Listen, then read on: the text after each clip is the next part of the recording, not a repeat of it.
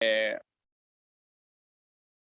racismo institucional es justamente cuando una autoridad, y generalmente el Estado, ejerce esto. ¿Cómo lo ejerce? Mediante leyes, mediante la represión, mediante no dándole lugar a ciertas voces, opiniones. El golpe de Estado de Bolivia, ustedes van a ver un texto de García Linera más adelante, que es el que era el vicepresidente de Bolivia, con Evo Morales, tiene esa connotación y esa justificación de hacer desaparecer literalmente a los pueblos originarios del gobierno de Bolivia, pero no solamente del gobierno, sino que no tengan ni voz, ni voto, ni representación, ni nada por el estilo, sino que solamente quede en los pueblos, en los pueblos no sería, ¿no? Sino en personas ligadas a poderes con de otro tipo de hegemonía, de élite, como lo era el de Santa Cruz. Exactamente, pasar de ser un Estado que sería monocultural o solamente de una cultura y dejar de ser el Estado multicultural o pluricultural. Pero bueno, eso ya lo van a ver más adelante. Y en base a esto, entonces, a lo que vuelvo es el racismo institucional y el racismo horizontal tienen como estas cuestiones que nosotros vamos viendo que se pueden dar de diferentes maneras. Hay varios ámbitos en donde se puede trasladar y puede ser que se haga desde el poder, desde allá arriba, pero también, si no, desde uno mismo, por varios factores, como vuelvo a repetir lo mismo, sobre todo siempre o casi siempre es el miedo. El factor del miedo, que no es que el miedo nace de la nada, sino que claramente está instalado por estos sectores de poder para que uno en realidad piense que cuando pasa una persona que es negra con cierto tipo de vestimenta, está, digamos, condicionada a que esa persona en realidad te venga a robar. Y no necesariamente es así. Más o menos como para ir cerrando, Jacquard habla de 3 fases del racismo ligadas a lo que es el conocimiento, que antes se daba con respecto a la psicología, a la genética y a la sociología. Pero las 3 las vamos a desacreditar, por supuesto. La genética, porque justamente era lo que yo había mencionado recién. Todos los seres humanos somos uno, no existe el concepto de raza, y hasta uno puede tener más cosas en común con una persona de otra cultura, que entre mismas culturas. Después, con respecto a la psicología, el coeficiente intelectual, lo que se mide el coeficiente intelectual, que bueno, es justamente la capacidad de inteligencia de una persona, tiene parámetros eurocentristas. ¿Qué quiere decir esto? Que entonces una persona que sea de origen africana o digamos de Oriente Medio o mismo de América del Sur, va a ser muy difícil que tenga un coeficiente intelectual muy alto en relación a uno que sea de Europa o de Estados Unidos, porque justamente los parámetros son muy diferentes y no se toma en cuenta las culturas, sino que es todo un medidor que favorece al modelo eurocentrista, por lo cual hay claramente un tipo de racismo allí instalado, porque siempre les va a medir mejor a los que justamente sean digamos, desde esa perspectiva del eurocentro. Y con respecto a la sociología, nosotros lo que vamos a analizar es que en realidad al haber varias perspectivas humanas, o sea, es todo muy subjetivo y está todo muy ligado no solamente a condicionamientos de la sociedad, políticos y culturales, sino también a lo económico, que era esto que yo mencionaba. Y es decir, los parámetros de vida de cada uno son muy subjetivos y no los podemos delinear o limitar en base a una cuestión o a una persona. Más allá de que me salté una clase, la evolución tal vez la deje para el final, tal vez tengamos que entrar a otro Zoom. Pero ¿por qué? Porque tal vez se me hace más fácil relacionarlo ya con el texto de Ioras y de Caminecki, sobre todo con el de Caminecki. Yo no sé si alguien acá vio Elefante Blanco. Si no la vio, más allá de que la película no es agradable en términos de que no es un relato lindo ni nada por el estilo, les recomiendo que la vean, porque se trata de un francés, un antropólogo francés que viene a ayudar a, justamente, bueno, a Darín, que si no me equivoco en la película se llama Julián, que también es un antropólogo que tratan de trabajar y ayudar en justamente lo que se conoce como el edificio del elefante blanco. El problema está en que hay un momento en el que hay una disputa entre dos bandas por el tema de la droga, y hay un asesinato, en donde el antropólogo francés decide ir a buscar el cuerpo de uno de los que mataron para que lo puedan, le puedan hacer digamos, la despedida, ¿no? Como, o sea, para que le puedan hacer el funeral. Y ahí queda bien marcado la delimitación de esos lugares, porque al antropólogo francés le dicen a cada rato: hasta ahí no vayas ahí, no te metas ahí. Y es más, después Darín está muy enojado por a dónde se metió.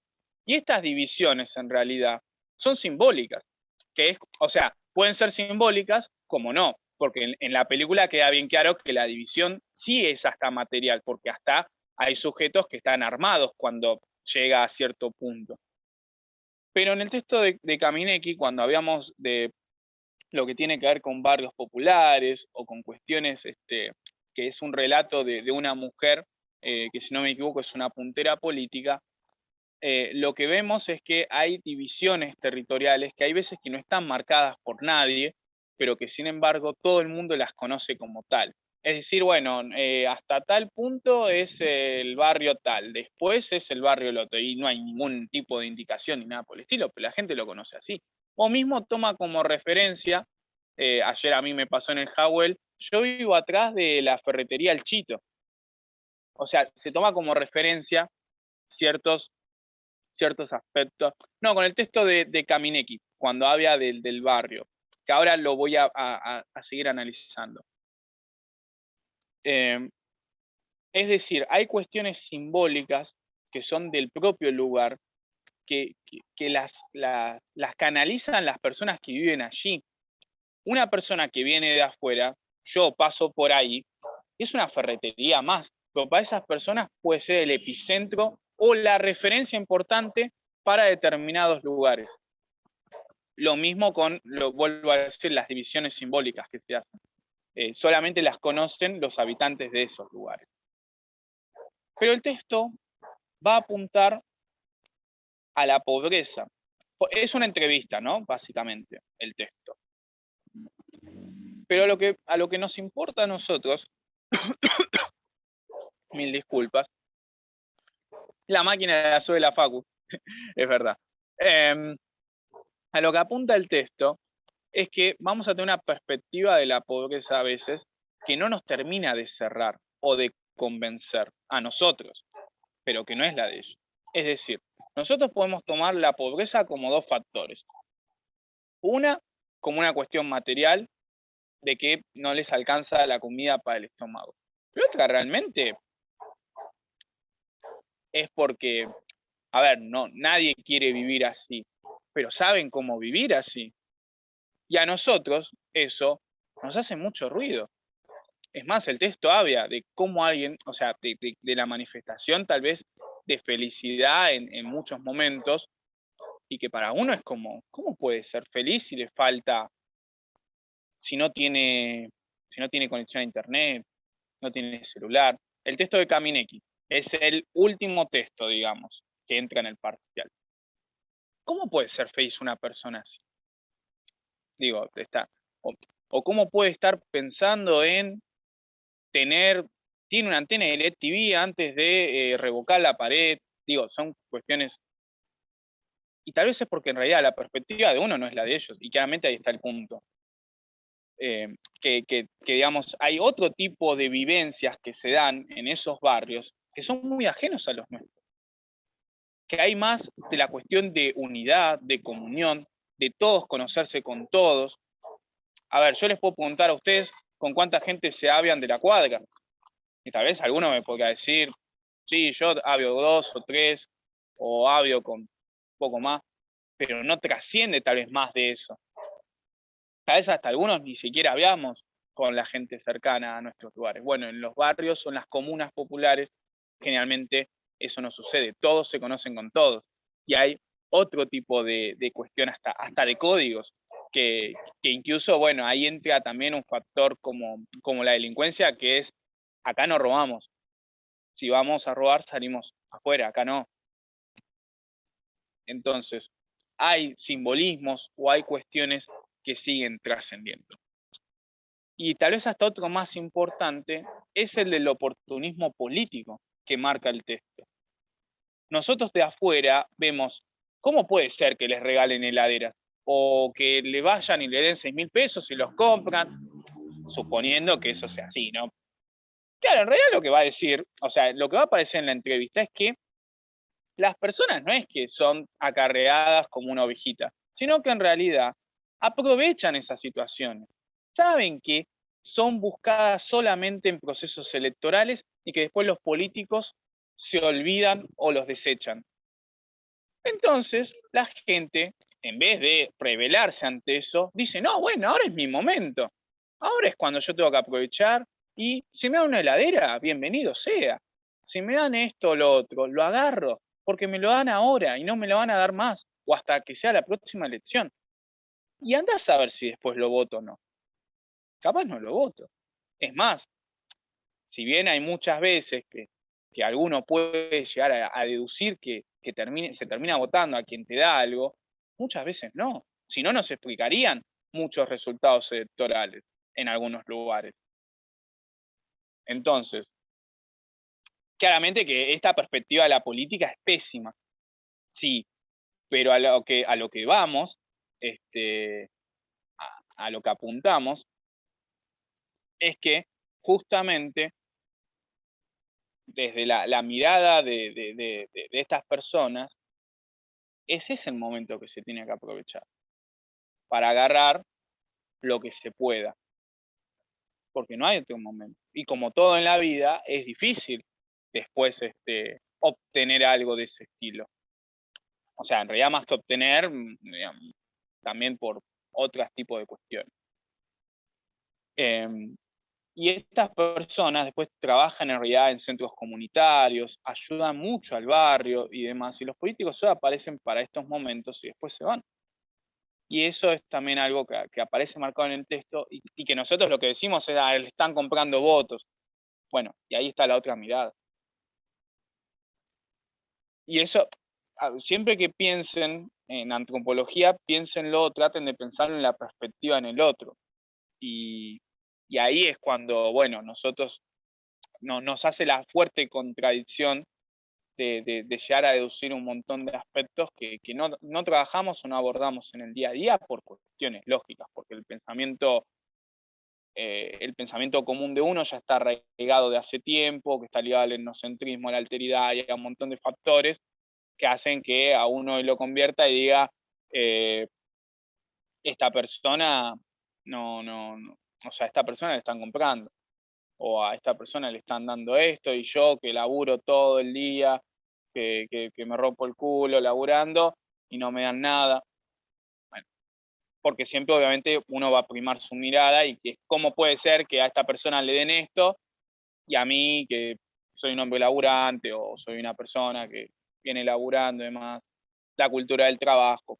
Y tal vez esas personas también laburan de sol a sol, peor, laburan en negro, no tienen vacaciones y demás, tal vez hasta, digamos, puede ser que quieran salir de ese lugar como no, o sea, eso es indiferente o indistinto, porque una persona se puede asociar a un lugar, es más, lo habla también el texto, no es como que sienten ellos, sí, la verdad que si pudiera salir de este lugar, no, y hasta pasa con un montón de personas, pasaba con un jugador de Huracán que era René Houseman, que nunca salió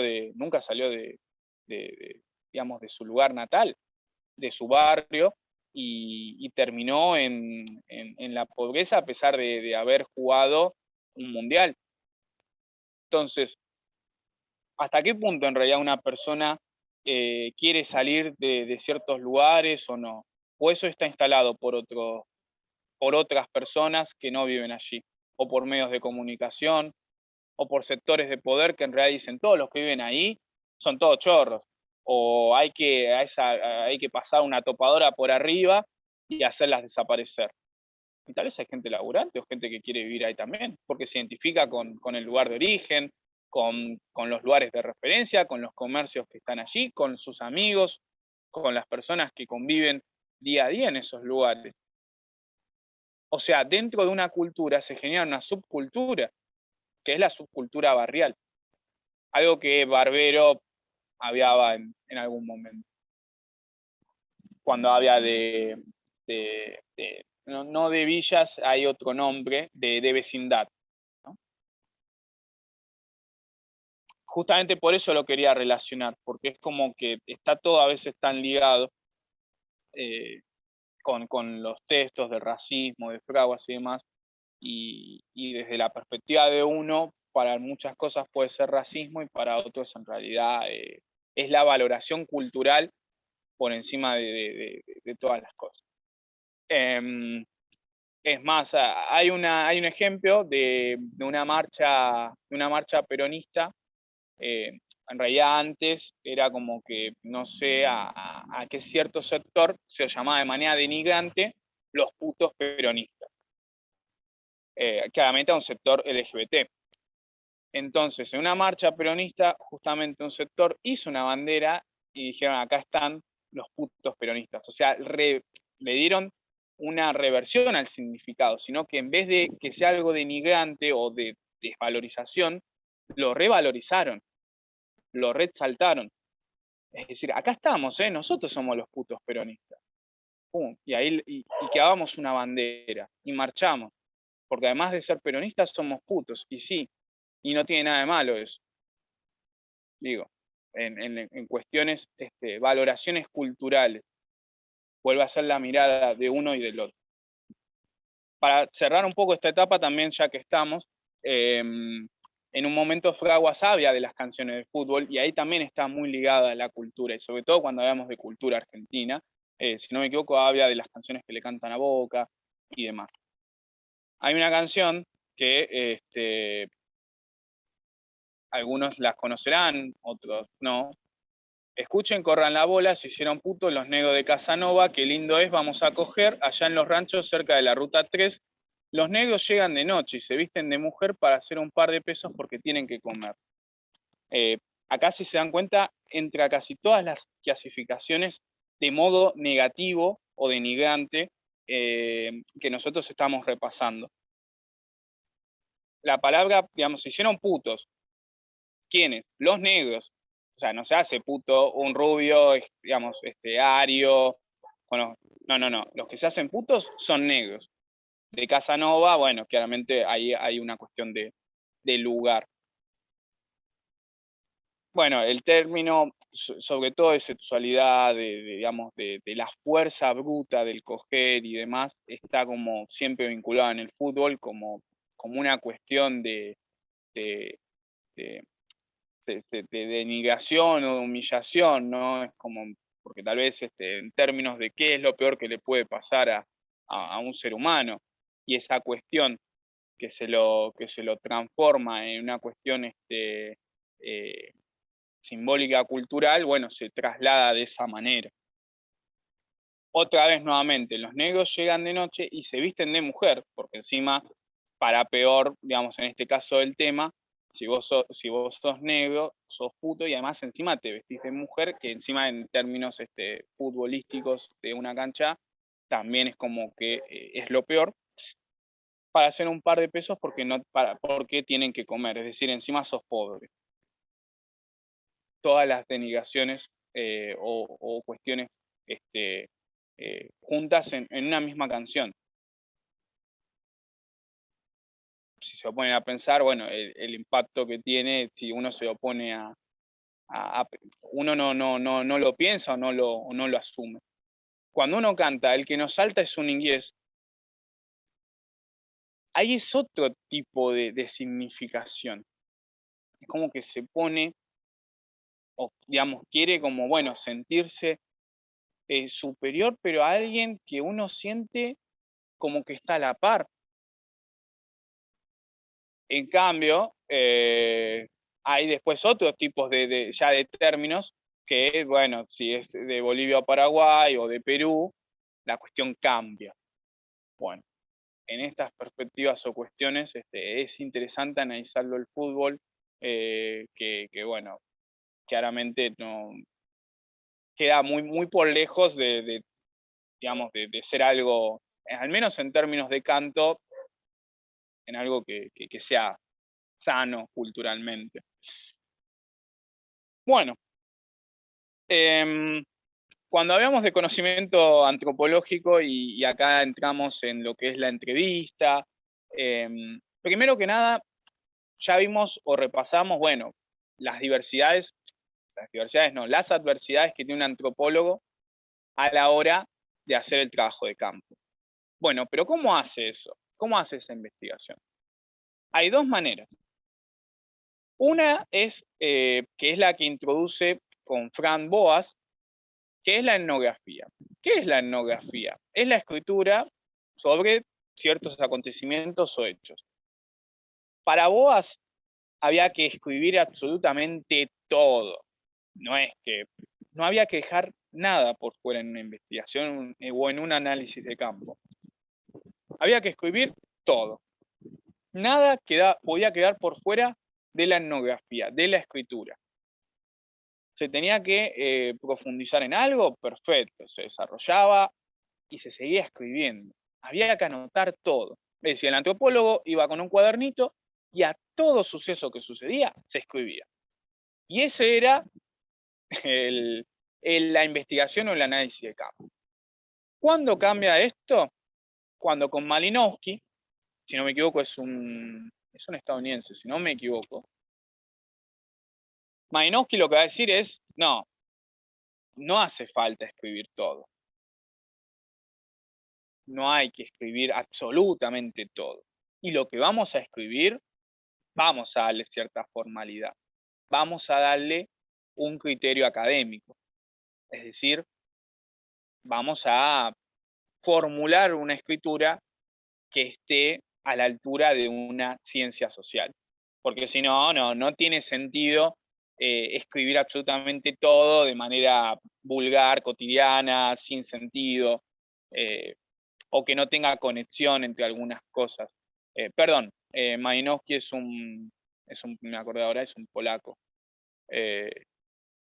Entonces, cuestión, que además con Malinowski lo que va a decir, además de, sobre todo, apuntar de que la etnografía, escribir por escribir, no sirve, pero va a decir, pero además nosotros nos tenemos que involucrar, no sirve el distanciamiento. Y acá es donde aparece el término de observación participante. Es decir, yo como antropólogo tengo que involucrarme en acontecimientos que lo requieran. Hay una especie de ritual, tengo que participar. Hay una especie de adoración a un dios, tengo que participar. Hay una tradición, un evento llevado a cabo, una comuna, un festejo, una fiesta, lo que sea, tengo que participar. ¿Cómo participo? Con la observación. Es decir, miro, analizo, observo, veo cómo se llevan a cabo ciertas cuestiones y si encima tengo la forma de tener una participación directa, mucho mejor. Pero hay veces que cuesta por justamente la alteridad. Nosotros no somos parte de esa tribu y ellos también así lo sienten. Ellos nos van a sentir como un extraño. Entonces, cuando a uno lo sienten como extraño, generalmente muy fuertes, lo tratan de tener ahí.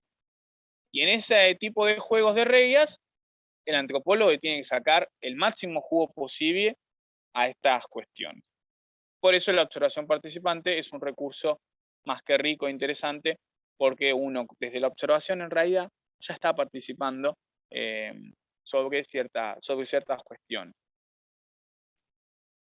Pero sí es importante para Malinowski el cambio de la etnografía, de anotar absolutamente todo, a tener un criterio académico y que encima, en base a esto, podamos profundizar desde la observación muchos criterios que se llevan a cabo en estas sociedades. Y acá entra en juego también el concepto de conciencia práctica de Ribeiro, que justamente Ribeiro lo que va a analizar y decir es que un antropólogo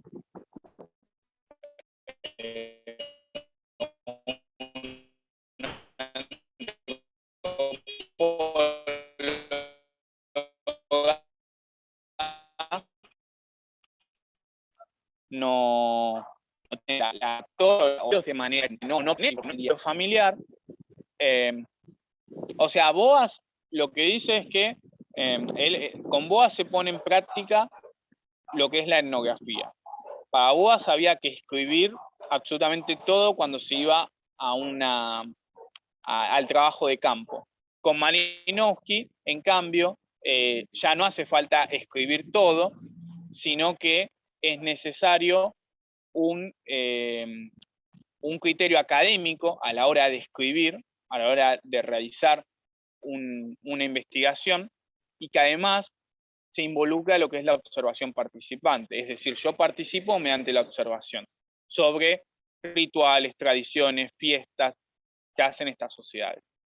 Con respecto a Ribeiro, lo que decía era que uno de los conceptos que él trabaja es el de la conciencia práctica. El de la conciencia práctica era, o es la cuestión de que un antropólogo, claramente que hay muchas cuestiones que no sabe, o que no aborda, o no trabaja en el día a día. Y es por eso que justamente va a tener, por un lado, la curiosidad de poder hacerlo, o de poder estar allí participando, y por el otro va a extrañar en realidad su día a día, su cotidianidad, a sus amigos, a su familia, o a su lugar de origen. Porque volvemos a lo mismo. Estamos hablando de una cuestión que tenga que ver con el extrañamiento del ritual y lo familiar. Es la tensión inquietante nuevamente, y cuando hablamos de conciencia práctica, hablamos de que cuando nosotros estamos haciendo algo, en una investigación o trabajo de campo, nosotros estamos pensando casi todo el tiempo si eso que hacemos, en eso que hacemos. En cambio, en el día a día, a ver, ya es casi automático. Yo voy a tomar el bondi y no me pregunto, che, ¿pasará por acá? O yo a la Facultad de Lomas voy en 3 líneas, me tomo bondi, tren, colectivo de vuelta. No me pongo a pensar todos los días en eso. Tal vez algún día, cada tanto. Es casi automático. Hasta tal vez hay veces que me bajo del tren en Lomas de forma automática. Eso es lo que... O sea, es como que todo el tiempo, en cambio, en otros sucesos, nos planteamos cuestiones cuando estamos teniendo las vivencias por primera vez, que justamente las queremos llevar adelante, pero que, bueno, nos hacen plantear o pensar si estamos haciendo bien las cosas o no. Con el texto de Capdevila, yo sé que hay como 7 características: lugar, tiempo, que es el de la entrevista en el otro, ¿no? Lugar, tiempo, digamos, el momento, o los sujetos también. Lo más importante a analizar acá es que cuando ustedes hagan el trabajo de campo, yo no sé si este texto entra en el parcial, pero tal vez lo pueden vincular con algún otro, ¿no? Lo más importante, a ver, ustedes pueden encontrarse con personas que directamente ya con ponerles el micrófono le van a aviar absolutamente toda su vida, y que si no lo cortan, tipo ustedes, pueden estar 3 horas hablándoles. O sea, no tienen que hacer más nada. Directamente la persona se va a abrir y se va a explayar y va a aviar todo lo que quiera. Pero va a haber personas que le va a costar mucho hablar. Y acá es cuando se ponen en juego los condicionamientos del texto de Capdevila para poner a la persona en confianza, para que pueda explayarse de manera natural, que no sienta una presión ante lo que puede ser un micrófono, lo que puede ser una ¿cómo se dice? Una cámara, o que tenga que dar su testimonio sobre cierta cuestión. Lo ideal sería que se abra completamente, pero para eso hay que seguir una serie de etapas. Y primero es una introducción, son preguntas básicas, cómo está, eh, cómo se siente ante determinada situación, pero que no sea tan profunda. Y ya después, una vez avanzada la entrevista, en donde, bueno, ya tenemos, por lo menos ya entramos en lo que sería, lo que se llamaría en calor, ahí sí tal vez hacer preguntas un poquito más fuertes, más interesantes, y que tal vez la persona pueda llegar a contestar. Tal vez tampoco lo hace, pero, o sea, uno tampoco puede forzar la respuesta. La idea es que se dé con la naturalidad o con el consenso de que la otra persona lo quiera decir. Pero sí tenemos que tener en cuenta que una entrevista no podemos ir con una pregunta picante o, digamos, de manera muy directa o personal a la primera pregunta. No, las primeras preguntas pueden ser más generales, pueden ser más alejadas del yo, es decir, que no sea algo que lo involucre demasiado a él. Y después sí, podría ser, por ejemplo, qué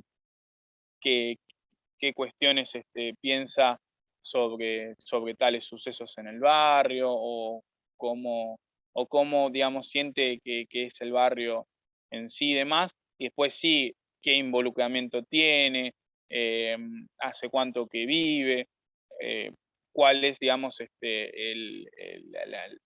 no digo las vivencias, pero bueno, si le pasó algún suceso o algo que le hizo replantear el lugar donde está, o por qué cree que hay necesidades básicas que no se pueden llegar a cumplir o adaptarse, que si es ligadas al barrio o también, digamos, una cuestión personal.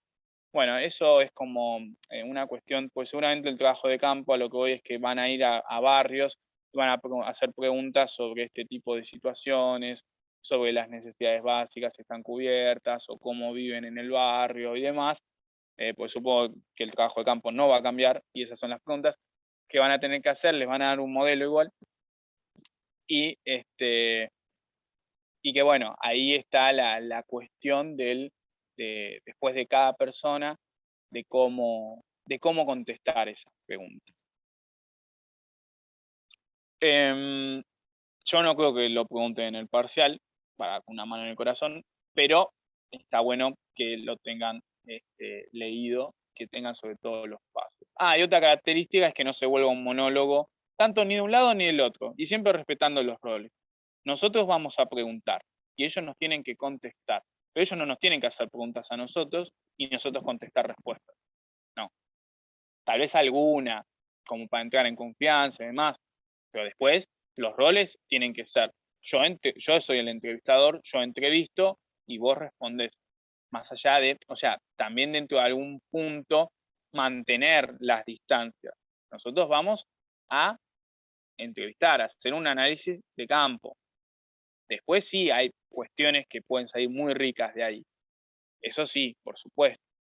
Pero que no se pierdan los roles, que no se confundan. El texto de Ioras habla de 3 relatos, o ejemplifica 3 relatos, que es el texto Tres miradas sobre el otro, de antropólogos que van a diversos lugares de África, y en donde, bueno, hacen sus perspectivas, sus relatos, en los cuales en los 3 hay fallas. O sea, lo más interesante de ver acá son las fallas. Y es una que tiene que ver con Mungo Park, que es el primero. Yo creo que el texto de Ioras pueden preguntarlo. Pueden preguntarlo. Ahora, primero explico el texto rápidamente y después puedo llegar a decir qué pueden llegar a preguntar.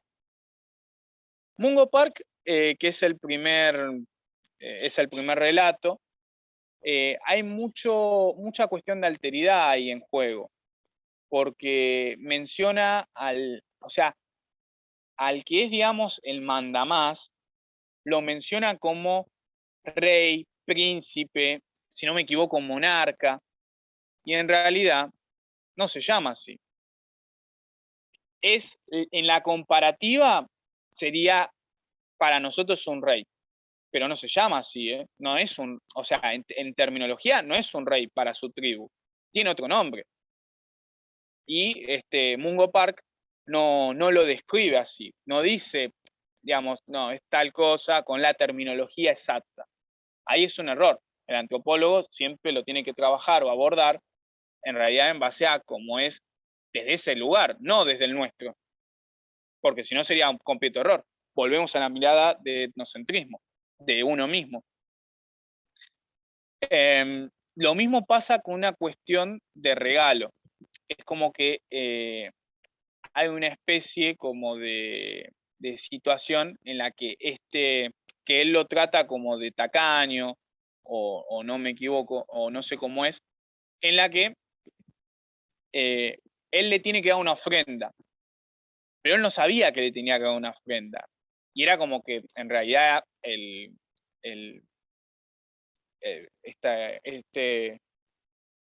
esta persona se le queda como mirando como diciendo, ¿cómo que no sabías? O sea, se queda esperando ese regalo. Y es más, a través de ese regalo después se da cuenta que él accede a beneficios, pero que eso no lo sabía. Y bueno, esos son los... Una cosa es el descubrimiento, la curiosidad, otra cosa es cuando ya en realidad hay contratos bien marcados y que el antropólogo no lo sabe. No lo sabe no solamente para ese entonces eh, vivir, sino que también después relatarlos o comentarlos. Porque acá, cuando hablamos del relato, no podés decir que la persona está caña, porque en realidad eso es algo que ya está establecido.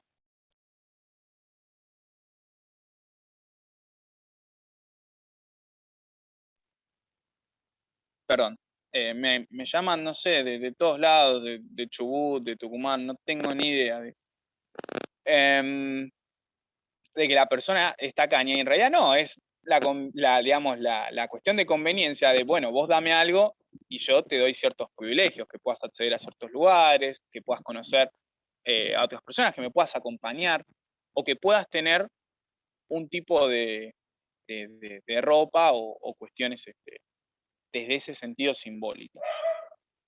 Luego está otra persona que es Binger, otro relato, que también tiene como esta cuestión, que comete un error de alteridad, y el peor es el alemán George, porque es un botánico que prácticamente maltrata a los que están en ese lugar, y cuando quiere salir a buscar testimonios, todos salen corriendo, porque pone pinchos, no sé, que les tira agua, los maltrata literalmente porque quería cuidar unas plantas, y cuando después quiere salir a buscar testimonios, toda la gente sale corriendo. Se va a cortar el Zoom, vamos a volver para hablar de la evolución y terminamos con todos los textos hasta el momento.